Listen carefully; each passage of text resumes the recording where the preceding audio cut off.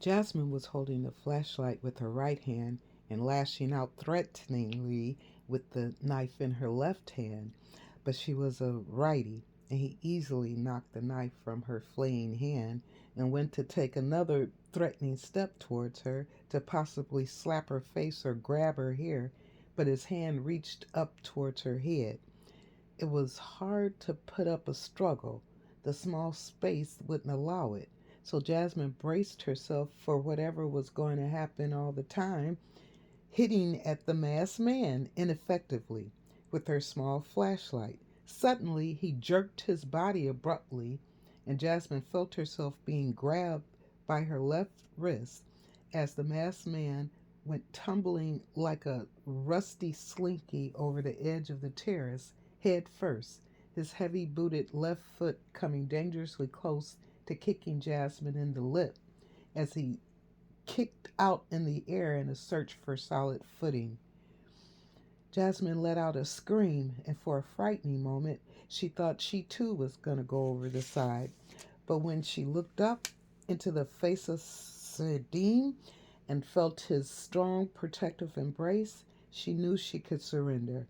Jasmine started to cry while Sadim hugged her and whispered, "It's okay. All is okay." Sadim only broke his embrace briefly to take a look over the side of the terrace, and Jasmine could see him grimace a bit as he trained Jasmine's flashlight beam on a certain spot, then turned back to Jasmine. He noticed the broken glass underfoot and lifted Jasmine up without hesitation and whisked her into her bedroom. Once in the bedroom, Sadim gently put Jasmine down and told her to wait there.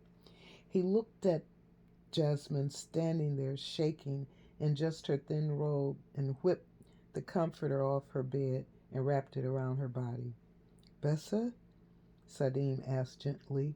He kissed her on the forehead gently, then headed to the dining room. He must have had his handy phone with him because Jasmine could hear him making a few phone calls. Before long, she could hear the cry of the sirens. She'd managed to pull on the clothes she'd had on earlier, less her bra and panties, and hurried into the dining room. Sadim turned to Jasmine with a serious expression on his face. "The Polizei are soon here, but before they come, I must tell you all," Sadim said with a serious face. Jasmine kept silent as he explained what had happened. Jasmine had been right. Wolfgang and Renata were behind this whole thing. Sadim explained how Renata had tried to take out a contract on Jasmine through the Russian mafia. It seems she knew somebody that knew somebody. But the head of the Russian mafia in Frankfurt and a close associate of Sasha turned the million-mark contract down, saying he thought it was a petty disagreement between two women, and he told Sasha he wasn't interested and forbid any of his men to go near it, knowing the outcome would always be that the woman would run her mouth and tell someone. And then one of his best men is in prison for the rest of the majority of his life.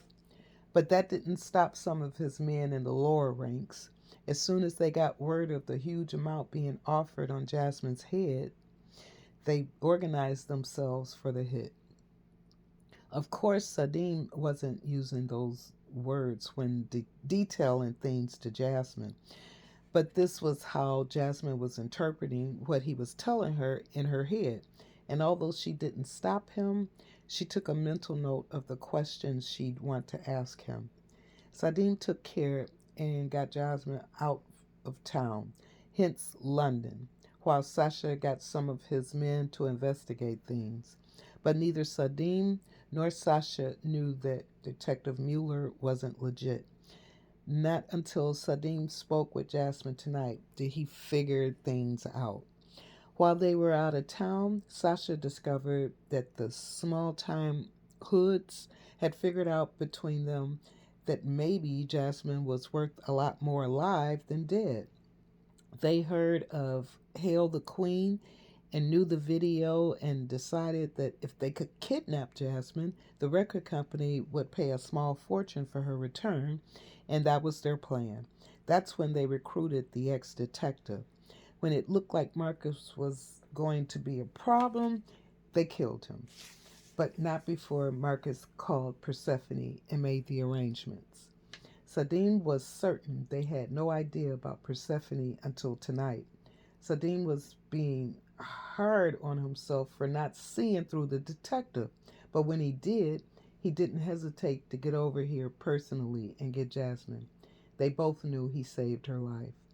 By the time the real police arrived and took statements, and the casket was called for the speared corpse, Jasmine had to shine her flashlight down there and will forever wish she hadn't.